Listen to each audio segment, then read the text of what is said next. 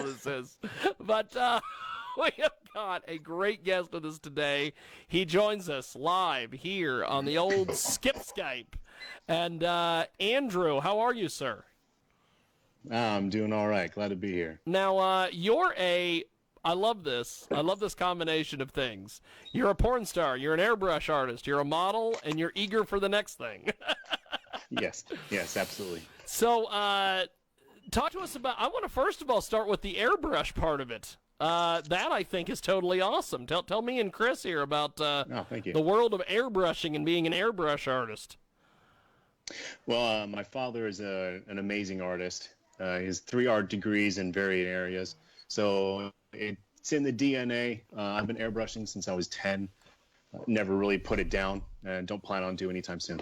That's awesome. That's awesome. So, doing the airbrush thing, this is so cool to me. How did what were some of the early projects that you did and some of the early things? All right, let's see. Well, my father's an entrepreneur, always has been, and so very much creative. So my airbrushing started off in production style. It was mainly doing props, masks, animations, and the such. And then as I got older and realized that I could use it on other things, I went nuts. I'll paint anything and everything I can. Paper, walls, people, murals, cars. People. Anything, really. Yeah, body art. In fact, this hat that I'm wearing right here, it's from the Equatorial Guinea Body Painting Festival I did last year. That's fantastic. That was quite an experience. I was able to go to Africa for body painting. Wow. Holy smokes. Say that's something that's right up Chris Ortiz's alley. He would love to go be able to go do all sorts of things art related. By the way, what are you cooking, Chris? Since we have since we're in the middle of this interview and you're that's awesome. It's a Southwestern style beef and rice. Okay, well, I guess I'm trying to eat healthy. You got to do something during the old COVID lockdown. So Andrew, by the way, if you want to find Andrew on the old social media on Twitter, Andrew Stark RB, and he also has an OnlyFans, which is onlyfans.com/Andrew Stark RB. So okay, you did the airbrush thing. Did you do the modeling before you did the porn, or the porn before the modeling? I kind of all came at once. Fantastic. So, so I saw a camera and jumped in front. That's great. So, with your porn career, tell us about this. How did you get into this whole thing? Opportunity, mainly. There was a casting director who found me. I can't remember exactly how he found me, but he sent me a message saying, "Hey, you're an attractive dude. Have you ever thought about doing the adult industry?" Never had thought about it, but go on. And I was too small when he first found me, but he saw I had a pretty face. So I eventually got a personal trainer, gained 10 pounds of muscle, and before you know it, I found myself at Corbin Fisher. And then from there, I just went through the studios and kept going, and I was in for about 12 years, something like that. Wow. So you had, so you basically, they told you to bulk up before they would, they would get you in there. So take me through this personal training routine and everything that you had to do. Well, back in the day, I was very, very thin, very thin. I was very athletic. But no muscle tone whatsoever. Yeah. So it was a photographer friend of mine. She ended up getting a new boyfriend with who was a personal trainer. Yeah. And just took me under his wing. And for about a year and a half, this was after I had gotten in the industry, but he just walked me through all the proper steps. And to this day, he's still in the back of my head telling me what to do. That's awesome. That's awesome. So, when did I guess once you started doing the personal training and doing all the various things that you're doing, when did you think that, okay, this is a finished package and I can go get this going? It was always the goal, was to get myself into a studio. So I heavily relied on the casting director, Yeah.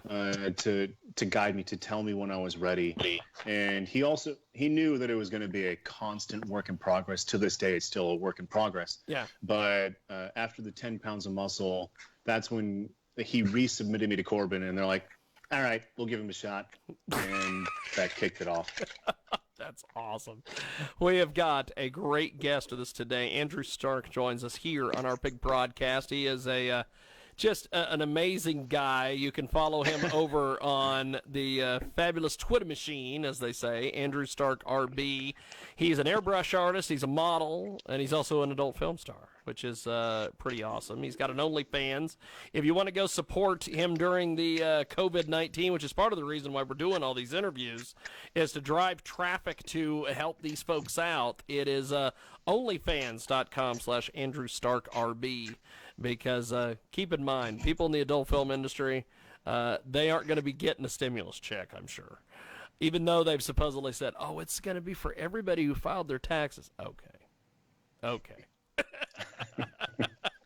So, tell me about some of the different work when you first started here in the porn industry. The adult industry? Yeah, in the adult industry. Oh, man. Well, first of all, let me see if I can rattle off the studios that I've worked for. There was Corbin Fisher, Randy Blue, Next Door Studios, Lucas Entertainment, Men.com, Raging Stallion, Falcon, Guys in Sweatpants. I hope they have business cards. I want a Guys in Sweatpants business cards. But go ahead. I'm sure there's more. They're just not coming to mind. But Corbin Fisher was an amazing studio to start with. Lots and lots of really good memories. In fact, I got my youngest brother involved in a couple scenes with me out there. Oh my God! Yeah, that was actually a really good time. So Chris Ortiz, you have rode shotgun with me on all sorts of things: rappers, porn stars, pro wrestlers. What do you make of all this, my man? Oh, it's just the scratch on the surface here. Yeah. It's an adventure. It's an adventure. So Andrew, okay, take me through. How do you talk? How do you talk him into doing this? You go, hey, this is what they're gonna pay, dude. Well, I've always been open about what I do. So my whole family here has always known. I wouldn't say that they've always approved, but they've always known. Yeah. But I have two younger brothers, and they were both always like, dude, that's so awesome. Tell me all about it. And I happened to tell Corbin Fisher that I have brothers, and they just floated the idea if they were interested. So I did the same. And my youngest brother was like, sure, I'll do it. Funny enough, he never did any penetration scenes with them because he was still a virgin at the moment. So he had the same problem I did. He was really thin, so I got him with my personal trainer. And again, 2 months later, 10 pounds heavier, and he was in there with me. This guy should be, this personal trainer, whoever this is, he should be like personal trainer to the porn stars, because he's essentially made from all estimations, he's gotten paid twice to basically just give the same workout. Yeah.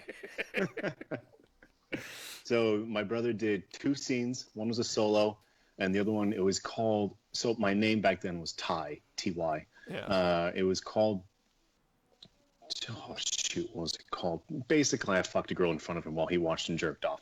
That's the premise of the whole video. Okay. and it was awesome. We had so much fun with it, but in front and behind the camera. That's great. Well, we were chatting with a porn producer today, and he was talking about the fact that everybody always looks at these videos and they see the stuff behind the camera or in front of the camera, and they're like, "Oh, it's so cool." But he goes, "There's all sorts of craziness that go on behind." Oh, he goes, "You man. don't realize how many people are employed by this industry." Yeah. Absolutely. So, yeah, take us through that from your perspective. It all depends on the studio, the crew, the performers.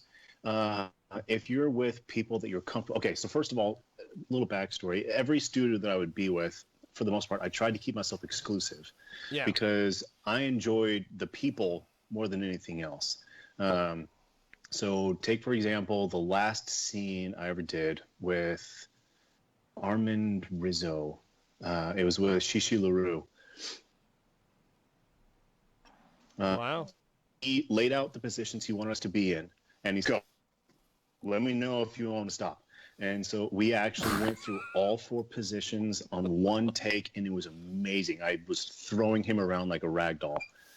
But that's because the crew, we were all very comfortable with each other. Yeah. We knew each other, and we knew what we were getting ourselves into.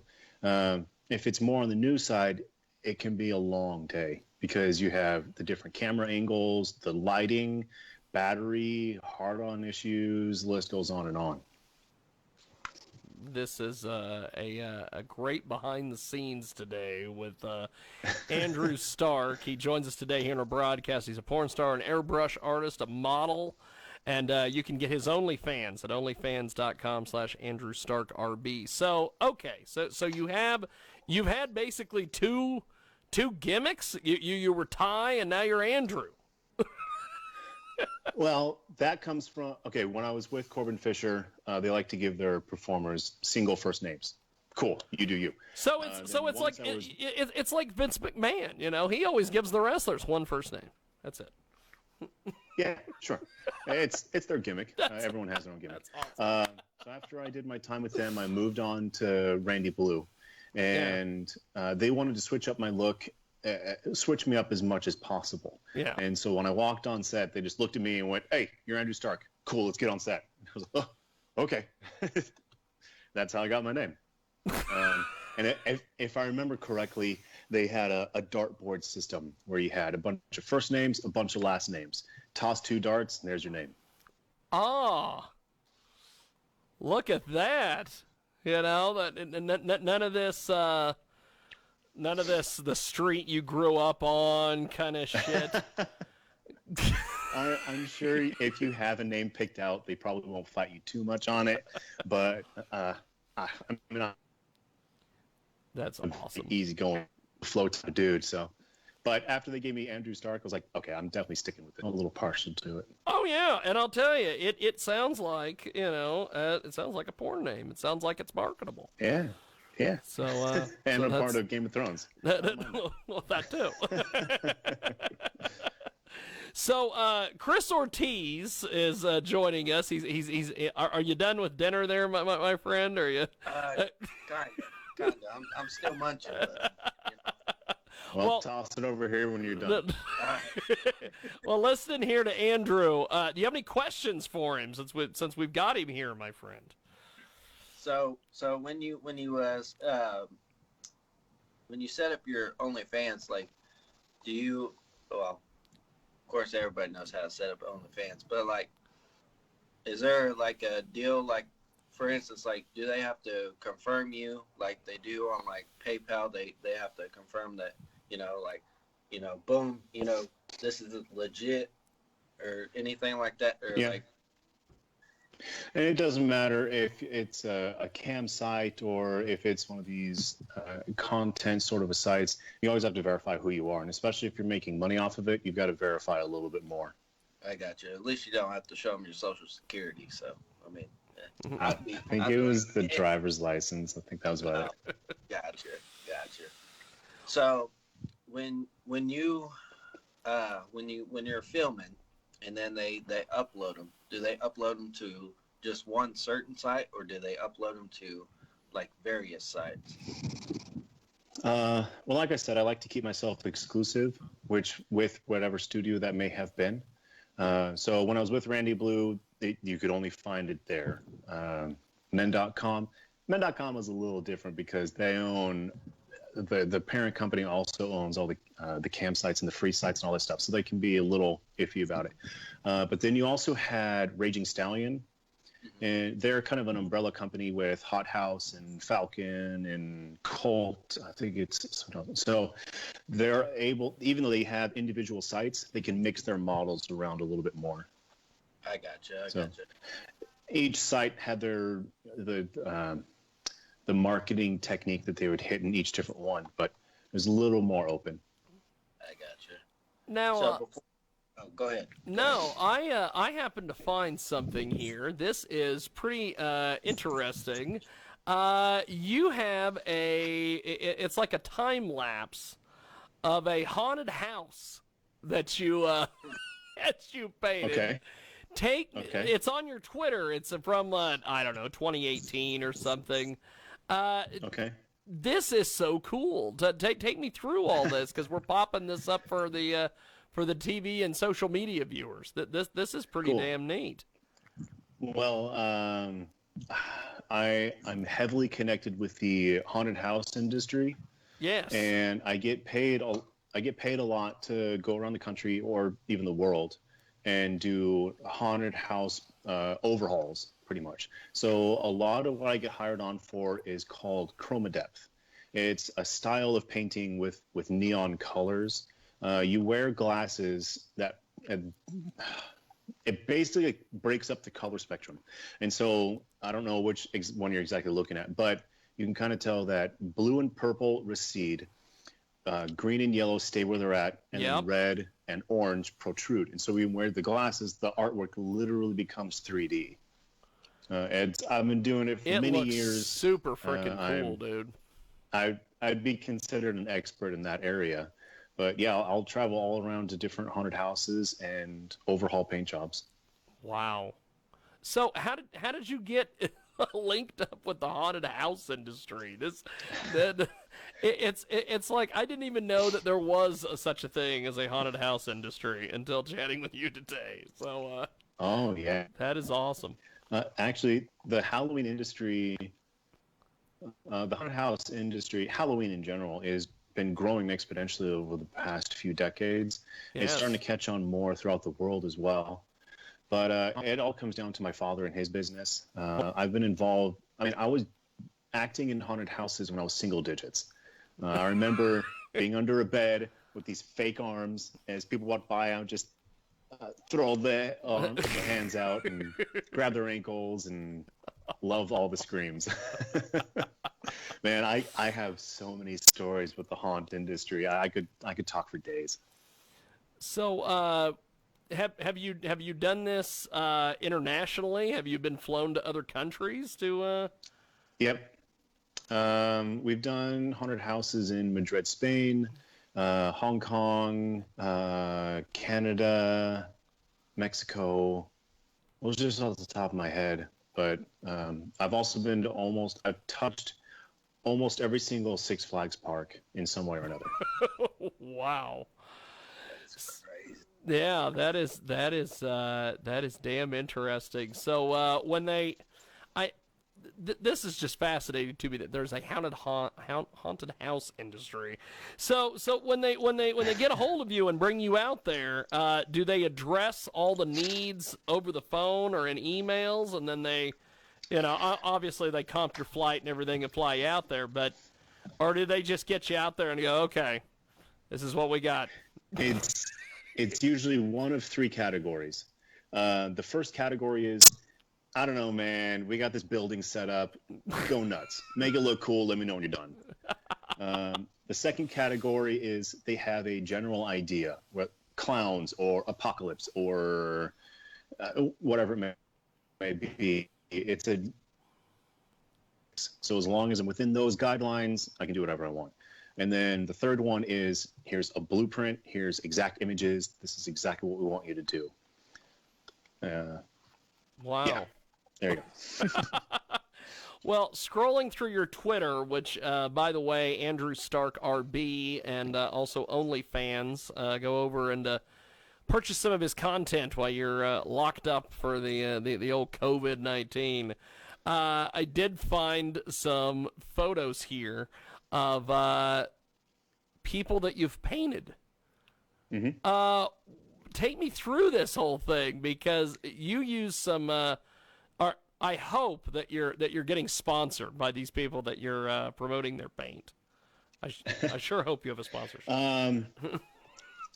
Well, the body art world is also something that I dabble in quite often. The haunted house industry and the body art community are tied in a lot of different ways because haunted houses need makeup artists and costumes and all that stuff.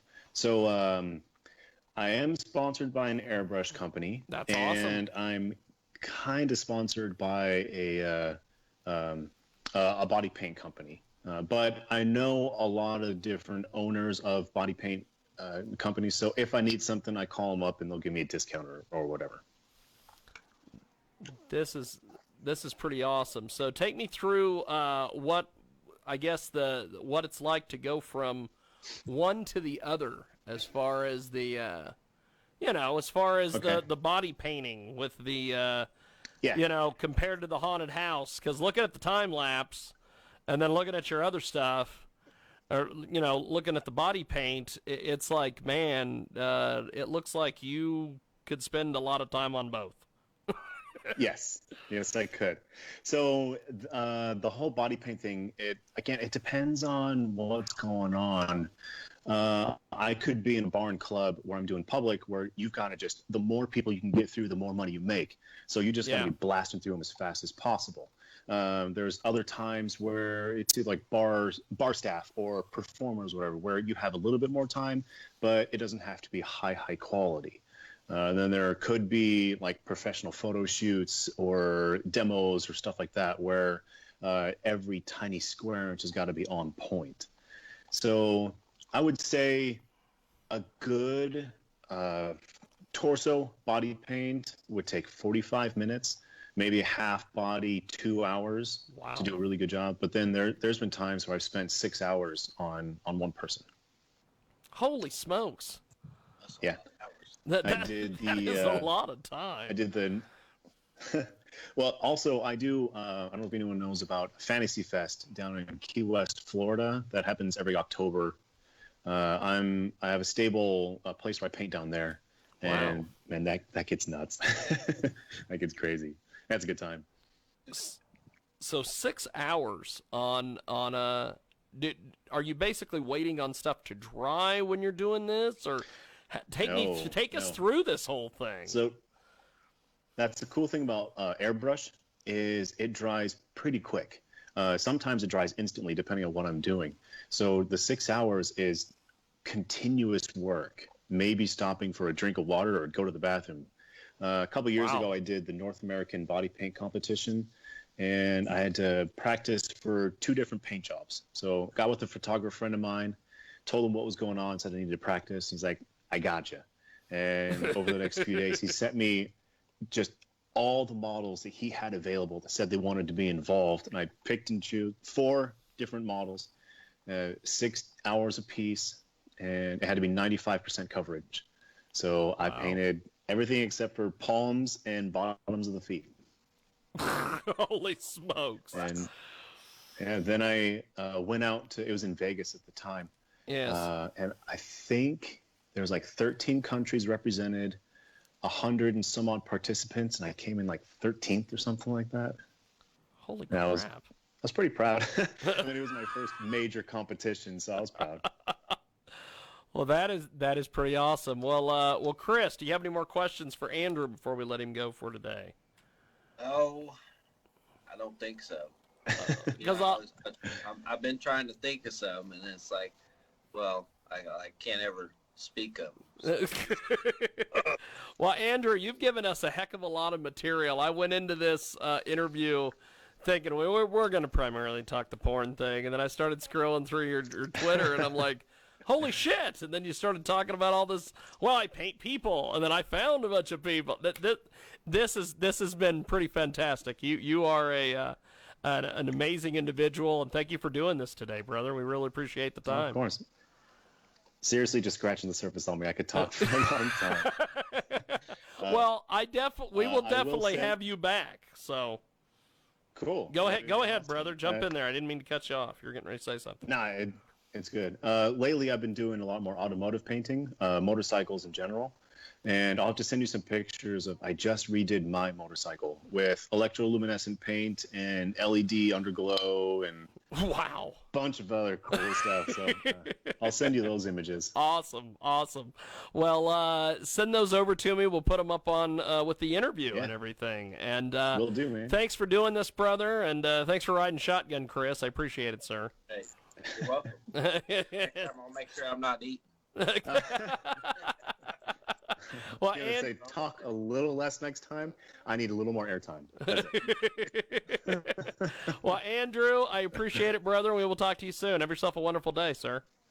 All right, you too. Good talking with you guys. Thank you, man. There he goes, the great Andrew Stark, and you can get more information on Twitter at Andrew Stark RB, and we've got more coming.